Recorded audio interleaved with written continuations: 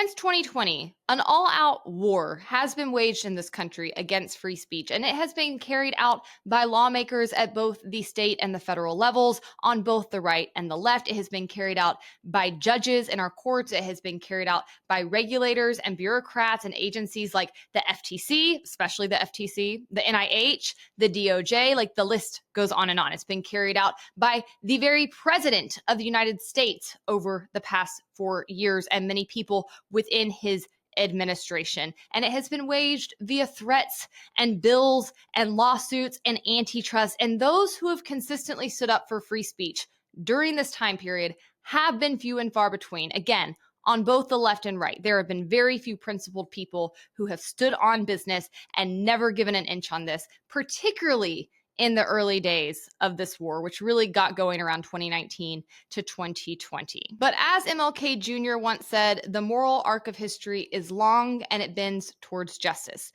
That quote is being proven right yet again as the chips continue to fall. And another one of those chips just fell today as Mark Zuckerberg announced that Meta will end its fact-checking program and prioritize free expression on all of its platforms.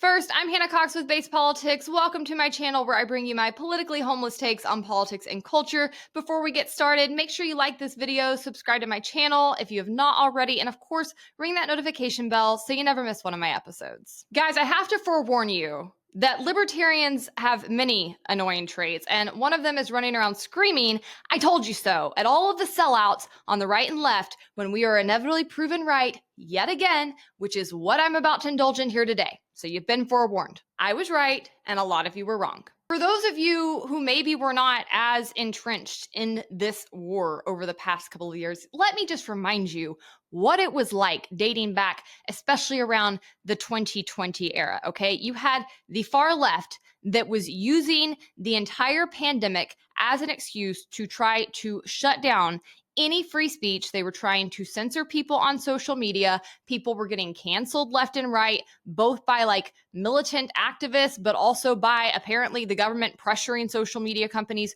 to censor people. There was this whole notion that speech was dangerous and speech was violence, and you had to not only limit misinformation, which always seemed to coincide with whatever challenged the democratic narratives they wanted out there at the time, but you also had to shut down any hate speech, which was really just anything people didn't want to hear. And while that was going on, the people on the right who still somehow claim to support limited government and individual liberty and the Bill of Rights, which would include free speech, were not actually standing on business and trying to meaningfully push back on this, particularly on the wings of government that were perpetrating these crimes against the American people. Instead, what a lot of them were actively pushing was using the government to come in and penalize private industries, private companies, and individual actors who, by the way, have no constitutional obligation to give you free speech.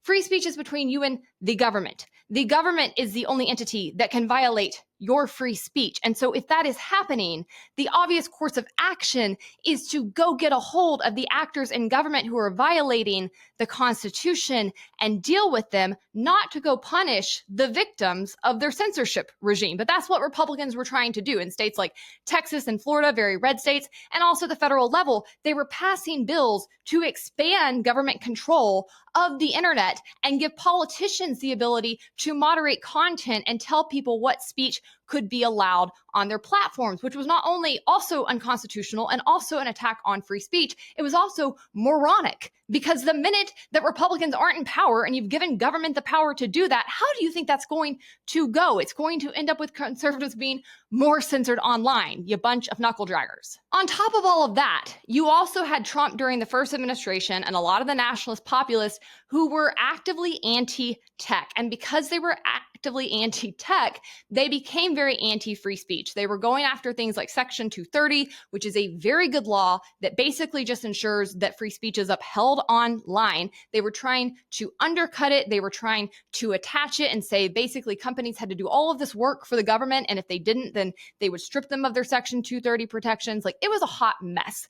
And it was especially a hot mess if you, like me, were a political commentator who makes your money off of giving your opinions. And it was very politically unpopular to push back on any of this, right? It didn't matter which camp you were in. If you didn't fall in line with this, you were on the outsides. And I just want to say, I held the line. I have said all along that the problems we have seen on social media with censorship can be resolved via the free market, would be resolved via the free market if you simply gave the market time to respond instead of selling out and throwing in the towel the minute things don't go your way and working to expand the government, which will always have inevitable secondary, more harmful consequences. So not only was I right, I just think I feel a certain vindication because I put my career and my reputation and my money on the line in order to take this stance. It's often very, very hard to say what's true versus what's popular when you're a political commentator. And that's why so few do. That's why so many political commentators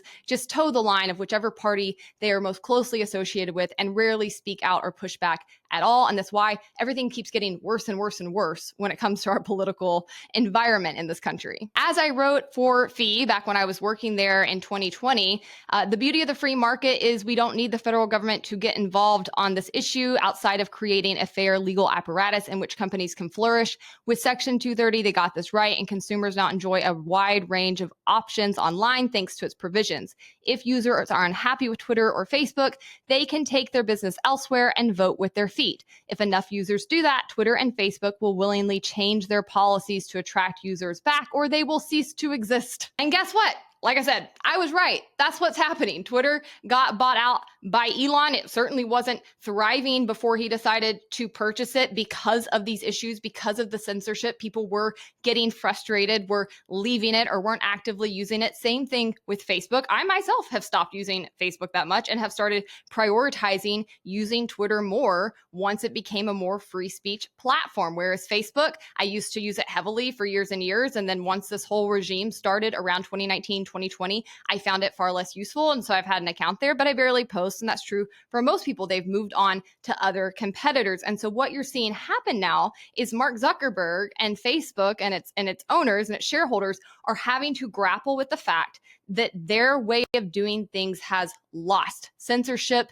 trying to stop people from sharing information you don't like under the guise of stopping misinformation or stopping hate speech, lost. It lost in the marketplace of ideas. They now have better competitors, Twitter being among them. They've also really struggled to compete with video platforms like the one we're on today, YouTube, and with things like TikTok. And so they are having to adjust, or they were going to go extinct. That is the free market at work. Fortunately, a lot of the bills that have been floating around seeking to force Facebook to comply, seeking to give the government the power to moderate Facebook's content moderation decisions have not succeeded, and the market was able to get a little breathing room, and it worked. We didn't need the government. And I want to be clear, what Facebook was doing over the past couple of years sucked. It was really, really bad. Not only were they getting shaken down by the Biden administration, which we've seen proof of now, thanks to the Facebook files, which Brad and I covered on our previous show. You can dig into that if you want to have a reminder if you didn't catch that the first time around. But they also were making internal decisions, largely based off of more left-wing pressures to come in and deprioritize certain content over others. And that was bad. It was not fun to use. As a user, it wasn't fun to go on there. I wasn't getting good information. There wasn't interesting, robust conversation happening there. And also as a content creator, I all of a sudden couldn't get any light of day on my content, even though I have tens of thousands of followers on that platform. So I moved elsewhere, and I'm sure many other people did as well. And now, fortunately, Meta is doing the right thing, and they are adjusting, and hopefully they're going to be able to attract people back to their platform and be competitive because of that. And I want to show you Mark Zuckerberg's own video discussing the intentionality behind this change and what led to it, because I just think there's so much to digest here. Hey everyone, I want to talk about something important today, because it's time to get back to our roots around free expression on Facebook and Instagram. I started building social media to give people a voice. I gave a speech at Georgetown 5 years ago about the importance of protecting free expression, and I still believe this today. But a lot has happened over the last several years. There's been widespread debate about potential harms from online content. Governments and legacy media have pushed to censor more and more. A lot of this is clearly political, but there's also a lot of legitimately bad stuff out there. Drugs, terrorism, child exploitation. These are things that we take very seriously, and I want to make sure that we handle responsibly. So we built a lot of complex systems to moderate content. But the problem with complex systems is they make mistakes. Even if they accidentally censor just 1% of posts, that's millions of people. And we've reached a point where it's just too many mistakes and too much censorship. The recent elections also feel like a cultural tipping point towards once again prioritizing speech. So we're going to get back to our roots and focus on reducing mistakes, simplifying our policies, and restoring free expression on our platforms. More specifically, here's what we're going to do. First, we're going to get rid of fact checkers and replace them with community notes similar to X, starting in the US. After Trump first got elected in 2016, the legacy media wrote nonstop about how misinformation was a threat to democracy. We tried in good faith to address those concerns without becoming the arbiters of truth. But the fact checkers have just been too politically biased and have destroyed more trust than they've created, especially in the US. So over the next couple of months, we're going to phase in a more comprehensive community notes system. Second, we're going to simplify our content policies and get rid of a bunch of restrictions on topics like immigration and gender that are just out of touch with mainstream discourse. What started as a movement to be more inclusive has increasingly been used to shut down opinions and shut out people with different ideas, and it's gone too far. So I want to make sure that people can share their beliefs and experiences on our platforms. Third, we're changing how we enforce our policies to reduce the mistakes that account for the vast majority of censorship on our platforms. We used to have filters that scanned for any policy violation. Now, we're going to focus those filters on tackling illegal and high-severity violations. And for lower severity violations, we're going to rely on someone reporting an issue before we take action. The problem is that the filters make mistakes, and they take down a lot of content that they shouldn't. So by dialing them back, we're going to dramatically reduce the amount of censorship on our platforms. We're also going to tune our content filters to require much higher confidence before taking down content. The reality is that this is a trade-off.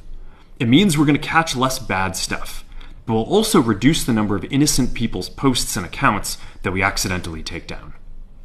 Fourth, we're bringing back civic content. For a while, the community asked to see less politics because it was making people stressed. So we stopped recommending these posts. But it feels like we're in a new era now, and we're starting to get feedback that people want to see this content again. So we're going to start phasing this back into Facebook, Instagram, and Threads while working to keep the communities friendly and positive.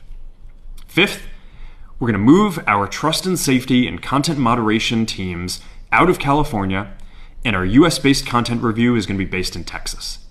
As we work to promote free expression, I think that it will help us build trust to do this work in places where there is less concern about the bias of our teams. I'll pause him there before I play the rest of the video because I just want to say I love that he acknowledges the problem with fact checkers. This is something people need to be very, very wary of. There is no centralized arbiter of truth, okay? Truth can only be determined through rigorous debate, through testing, through stress testing. And when you prohibit that from happening, all you're actually trying to do is push your agenda. And not only are you not going to arrive at the truth in that way, but you're not going to have buy-in. You're not going to have the majority of the population agree that something is the truth when you have prevented having debate or discourse around it. And so I love that he is acknowledging that the problems with fact checkers and their own biases have been rapidly apparent to anybody who's been a content creator or even just engaged with content for a number of years. Everybody except for the people who wanted their little narrative upheld and didn't want to have any pushback, didn't want to have any debate or discourse because they weren't able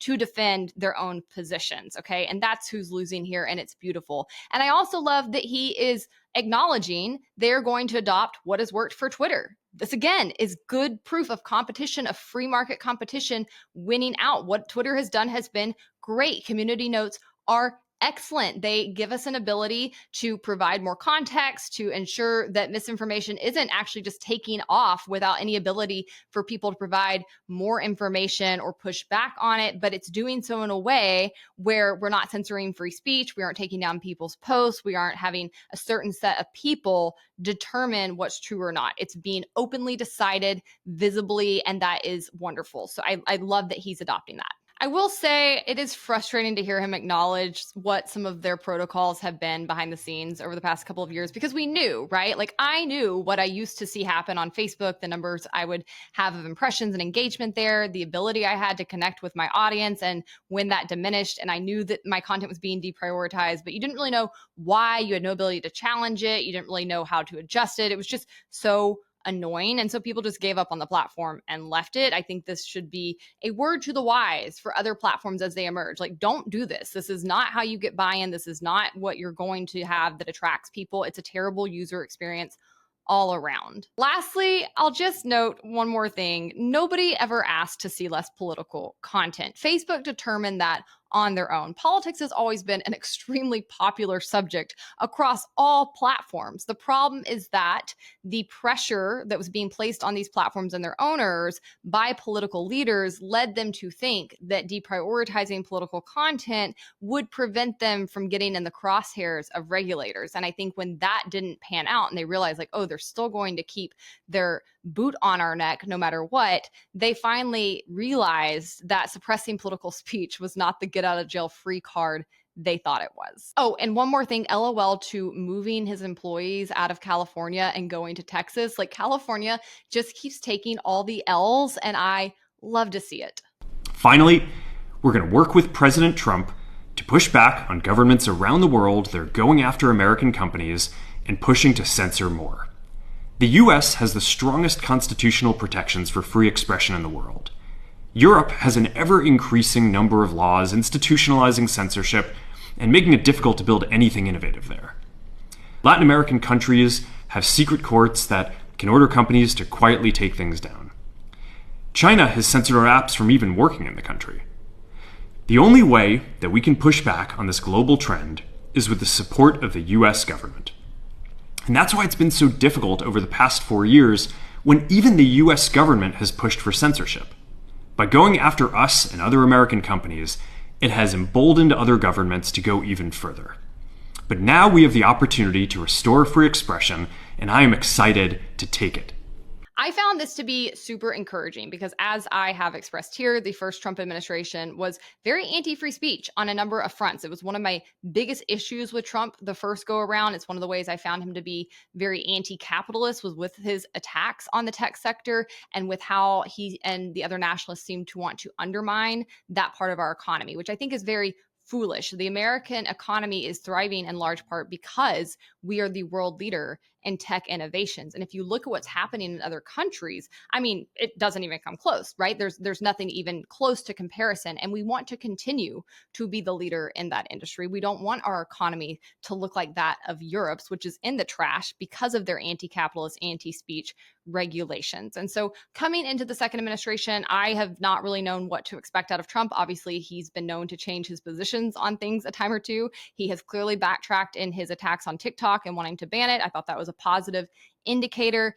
This message from Zuckerberg, apparently, talking about things that he has been in discussions with the Trump administration on, is very encouraging. It says to me that perhaps Trump has seen the light and is prepared to be a champion of our tech sector versus an antagonist. And I think that that would be a very positive development. So I'm very, very hopeful for what this means. I love that he calls out Biden for going after our own companies. Biden was the worst president of my lifetime, and it's not even close. I mean, what a complete scumbag and loser. The way that he weaponized our government to go after private industry is despicable. And I love to see people like Zuckerberg, who've been a victim of that, calling him out. In conclusion, as I've said, as I predicted, the free market works if you give it time to.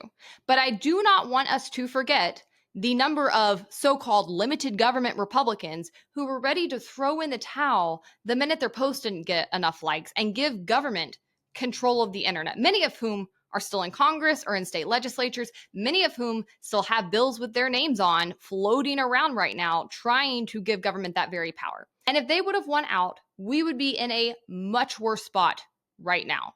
Instead, it looks like our discourse is about to get a lot more robust, and we can only expect other platforms to follow in Twitter and Facebook's steps. So capitalism wins again, and big government buffoons lose. Tale as old as time.